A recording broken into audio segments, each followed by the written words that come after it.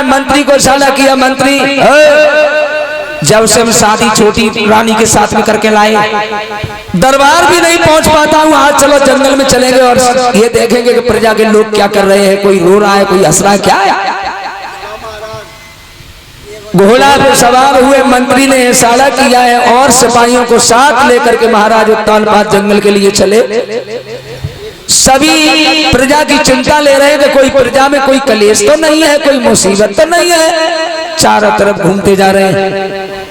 आगे बढ़े तो जंगल में पहुंचे जहां इंसान नहीं जानवर ही जानवर हैं।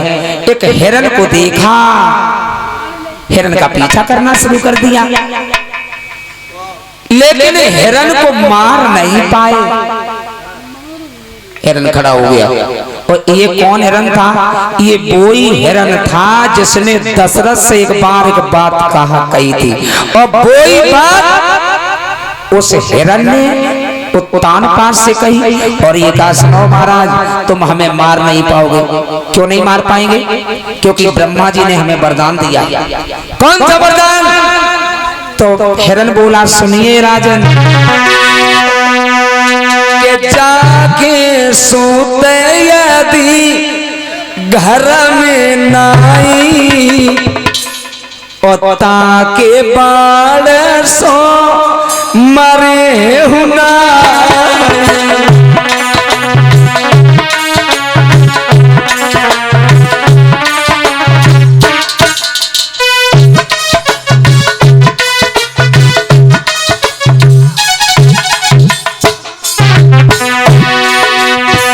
बोला है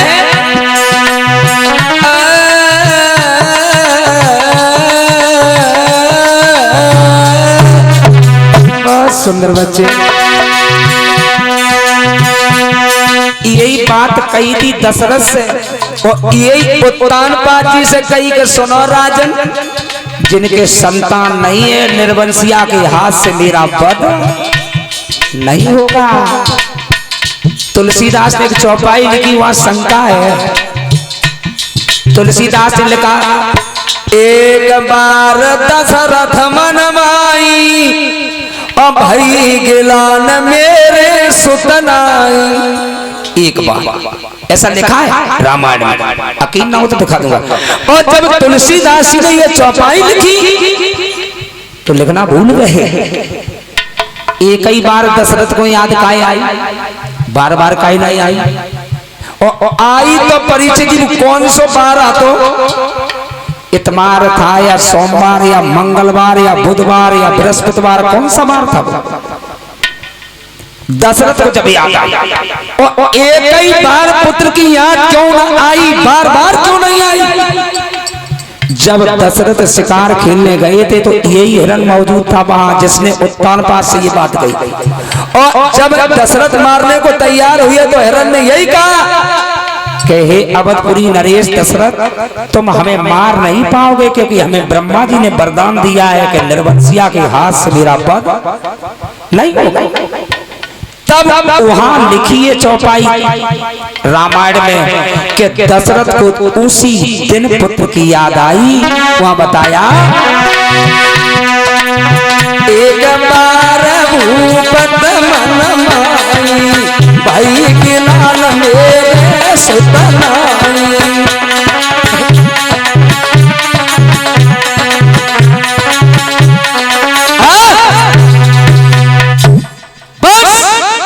उसी दिन दशरथ को पुत्र की याद आई कि आज अगर मेरे पुत्र होता तो ये हिरन ऐसी बात हमसे नहीं कहता। यही बात उत्तानपाद से कही तो महाराज को टाइम लग गया, हिरन का वध नहीं कर पाया। संघ के सिपाही सब लौट आए, शाम का समय हो गया। उत्तानपाद को लौटने में कुछ टाइम लग गया। छोटी रानी पूछने लगी, कहो मंत्री जी पति कहाँ है मेरे? जवाब दिया महारानी, वो तो जंगल में हिरन के पीछे चले गए। काफी देर हम लोगों ने ढूंढा, इंतजार किया, लेकिन नजर नहीं आए तो वापस लौट आए। रानी कहने लगी, घबराओ नहीं, भोजन कीजिए और विश्राम करो। मेरे पति का तो कोई कुछ बिगाड़ ही नहीं सकता, वो तो मौत का भी सामना कर सकते हैं, बलवान है। सिपाहियों ने विश्राम किया है। छोटी रानी काफी देर इंतजार देखती रही, उसके बाद सो गई। भगवान की ऐसी कृपा होती है। और जब प्रभु की मेहर होती है तो बने हुए बिगड़े हुए कार्य समझ जाते हैं। माटी को पकड़ो तो सोना बन जाती है। दुश्मन भी सगे मित्र बन जाते हैं जब चक्करधारी दया करते हैं। लौट के जब चले हैं तो ऐसी प्रभु की कृपा हुई, ऐसी नारायण भगवान की कृपा हुई कि आने में 12 बज गए और मैया छोटी रानी सो गई महलों में। लौटे मिजाजी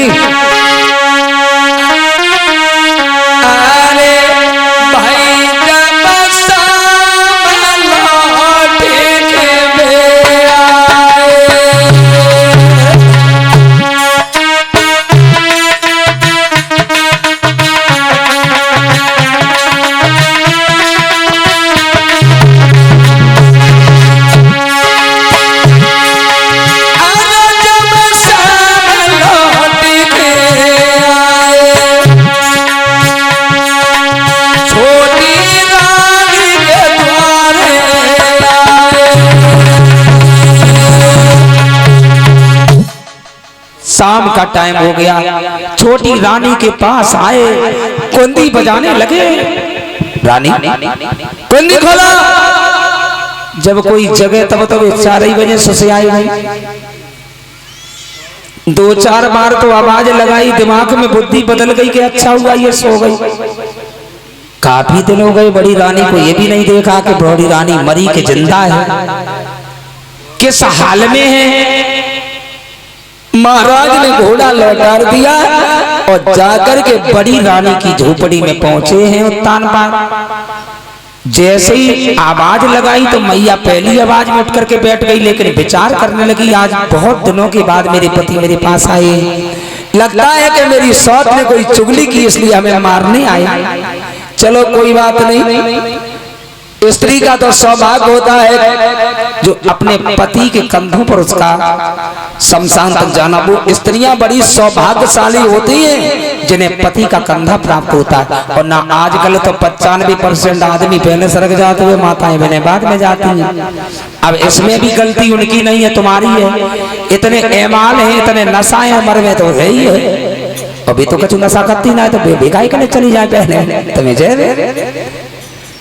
मैया कहने लगी कोई बात नहीं, ठीक है, अच्छी बात है। अगर मारने भी आए होंगे तो हमारा तो जीवन ही सुधर जाएगा, वैकुंठ प्राप्त होगा।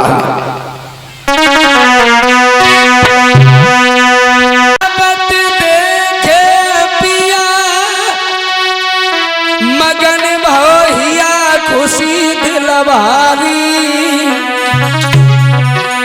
ओके हाथ बलम खोल गई के उन्हीं की घरवारी।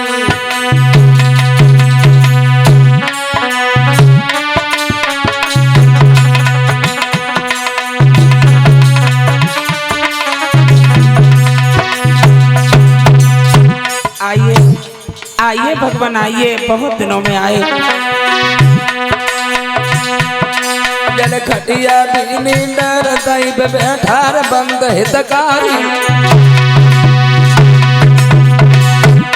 ले जना ढोल प्यार अंगारू ठाड़ी।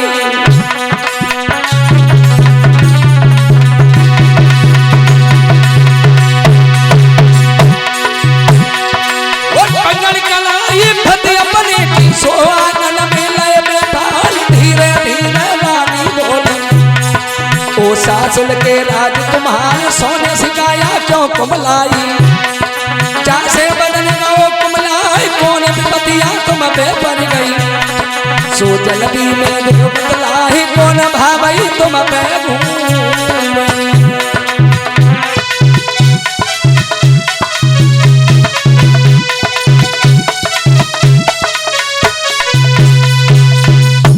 आइए महाराज बैठिए। राराज ने जब चेहरा देखा तो कहने लगे भद्रे ये क्या है?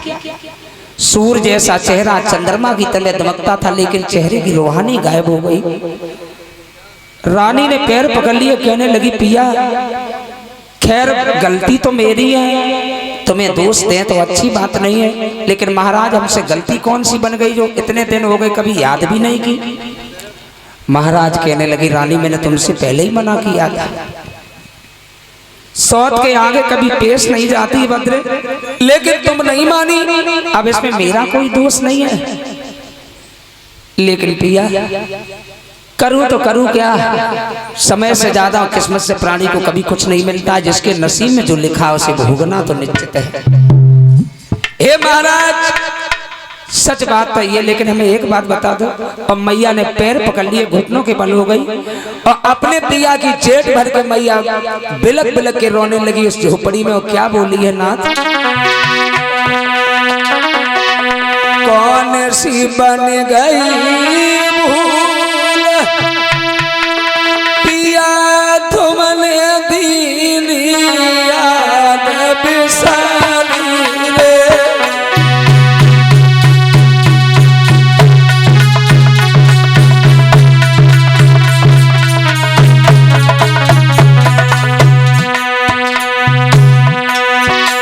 क्या करूं, कौन सी बन गई भूल पिया जो दीन याद बिसारी रे। सूखी रोटी खाए खाए मेरे घर में गुजर चला रे।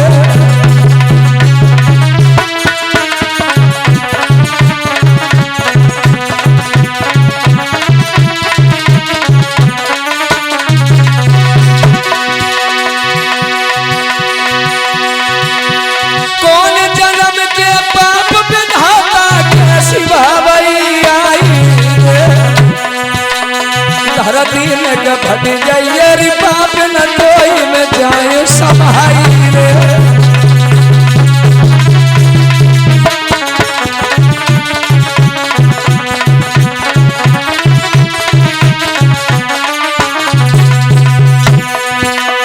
भैया पैर पकड़ के दुखिया है आंगन में रोइए, अब तो पैर पकड़ के दुखिया है महलन में रो रही है।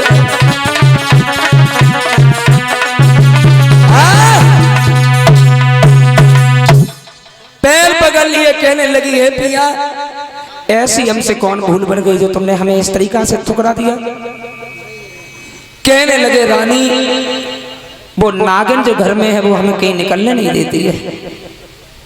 खैर ये बात छोड़ो, तुमने अपने शरीर का क्या किया। कहने लगी महाराज जब पेट भर के भोजन नहीं मिलता है तो अन्न का ही सन्न होता है, जौ का आटा मिलता है वो भी शेर भर, 2 दिन चलाना पड़ता है, सब्जी भी नहीं है, नमक साबित मिलता है। कहने लगे भद्रे महाराज के नेत्रों में आंसू बह रहे और रानी को देख करके बहुत रोए। कहने लगे रानी अब मैं क्या करूं, समझाते रहे। कहने लगे अगर घर में कुछ पड़ा हो तो लेके आओ, सुबह से गए 12 बज गए अभी तक पानी भी नसीब नहीं हुआ। मैया के पास भोजन बनाने को तो कोई इंतजाम नहीं है, सूखी रोटी पड़ी है वो भी जौ की जो अपने लिए खाने को बनाई थी। सूखी रोटी लेकर के लोगों लेके आई, अब सब्जी भी नहीं है, कहा 56 प्रकार के भोजन करने वाले महाराज साबित नमक से सिर्फ कैसे रोटी होगी। घुटनन में सर धरो मैया की छूट गई दीप बखानी रे।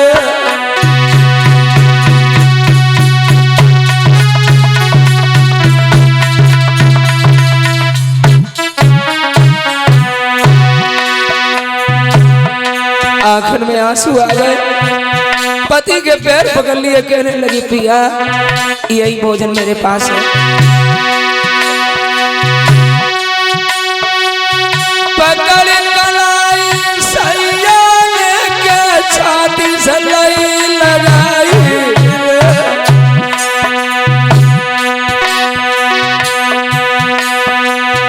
आंख में आंसू बहे मात जब आँख रह जाई।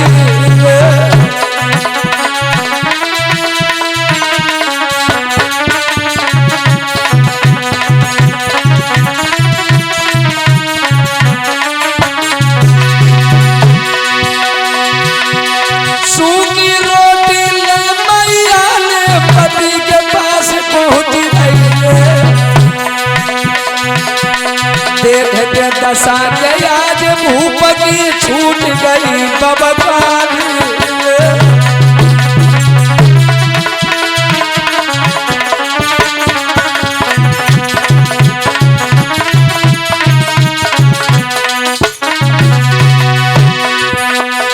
ओरे मुरली बालो श्याम के मैया घर में रो रही है। ओ दुनिया के रखवाले राम के दुखिया घर में रो रही है।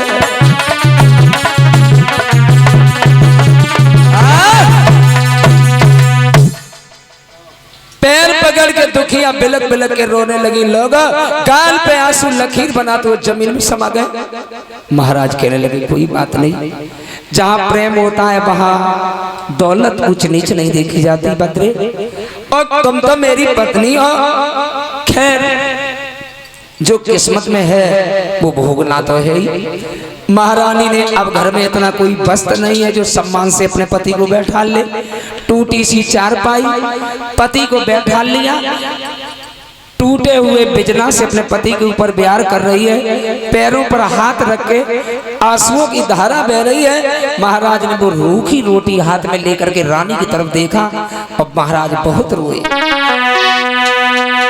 टूटे खटोला पे बलम लिटाए,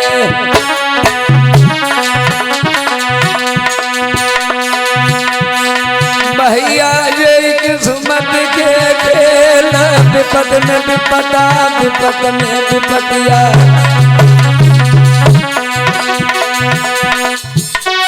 विपद में बैल कन्हा कर जाए, घर को भैया बात नहीं बूझे। रिश्तेदारों है पीठ दे जाए, सगी के नारी गाली दे।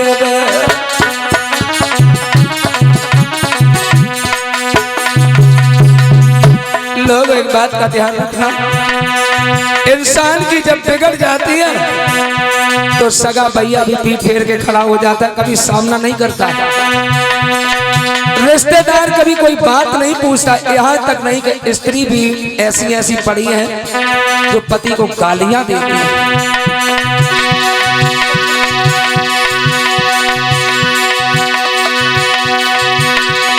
विपद में विपदा विपद में विपदिया, विपद में बैल रे कन्हा राजा।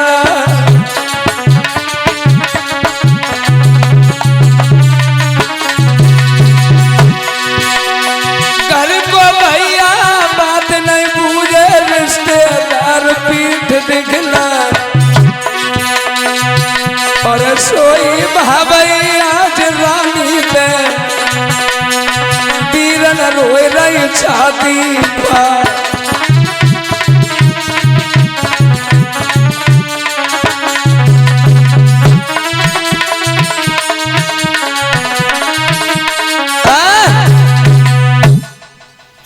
आज पैर पकड़ के दुखिया बिलक बिलक के रोती। महाराज भी ने समझाया रानी कोई बात नहीं, सुबह के बाद शाम, शाम के बाद सुबह, दुख के साथ सुख और सुख के बाद दुख। कभी इस चीज पे घमंड नहीं करना चाहिए कि हमारे पास दौलत है, अरे कब क्या हो जाए। और किसी की हंसी भी नहीं करना चाहिए। हमारा कोई गरीब है और अगर वो बेचारा कुछ करता है तो उसकी कभी हंसी नहीं करना चाहिए। ना जाने परमात्मा तुम्हें कब उस मोड़ पे लाके खड़ा कर दे।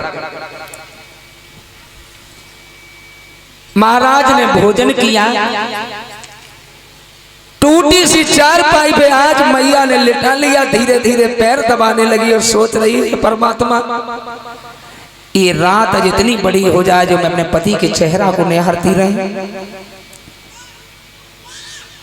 महाराज जब सो जाते हैं, लेकिन भगवान की ऐसी कृपा हुई, ऐसी प्रभु की लीला हुई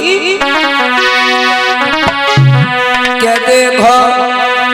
प्रभु की अब प्रभुताई है रानी, गर्भवती भाई रानी है देखो।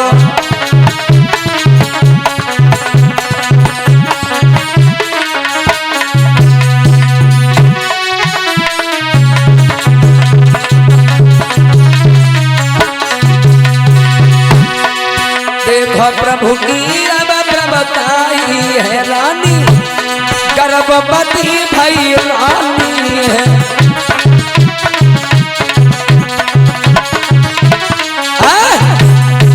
ऐसी भगवान की कृपा हुई, मैया गर्भ धारण कर। बोलिए गोविंद भगवान की। जैसे ही 4 बजे घंटी ने घड़ियाली ने आवाज लगाई, राजा उठ करके चारपाई, रानी कुंदी खोलो, अगर वो नागन जग गई तो खटिया खड़ी कर देगी।